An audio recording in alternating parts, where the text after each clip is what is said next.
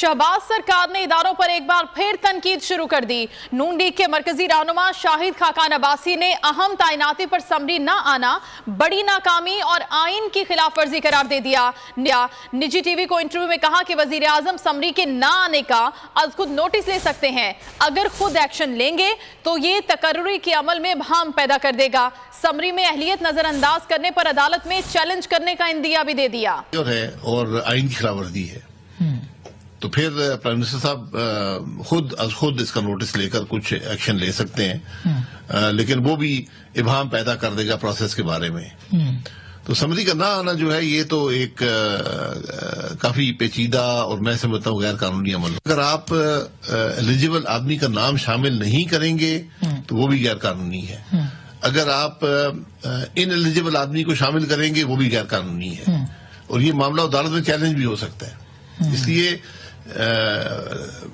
जो secretary defence हैं या मिनिस्टर डिफेंस हैं, डिफेंस जो डिवीजन है, उनकी बड़ी जिम्मेदारी होती है कि इसमें कोई ऐसी कैफियत पैदा ना हो कि ये मामला अदालत में चैलेंज हो जाए। आपको लगता है कि ऐसा हो सकता है अगर प्राइम मिनिस्टर खुद अपनी तरफ से कोई अपना इख्तियार इस्तेमाल करते हुए कुछ कर दे? नहीं, वज़ीर-ए-आज़म तो खुद नहीं करेंगे ना इख्तियार इस्तेमाल।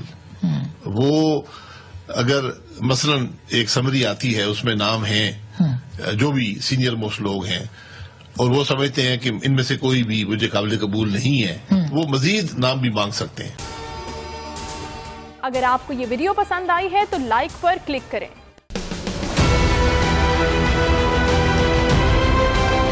मैं आज बोल्ड टीवी वाले शोएब शेख को, उन्होंने उसकी जिंदगी को खतरा हो गया। पहले उसको था अरशद शरीफ को, आज शोएब शेख का मुझे पैगाम आया, उसको धमकियां दे रहे हैं कि उसको मारेंगे। इस सिर्फ के बोल्ड टीवी हमें उठा रहा है। बोल्ड ने हमेशा हक और सदाकत का साथ दिया, सच के साथ खड़ा रहा।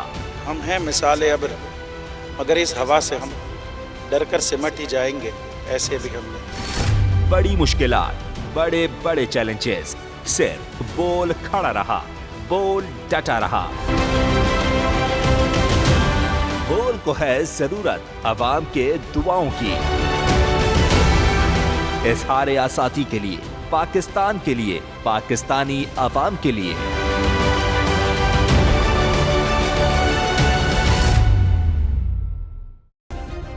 सब्सक्राइब करें और बेल दबाएं ताकि कोई खबर रह न जाए।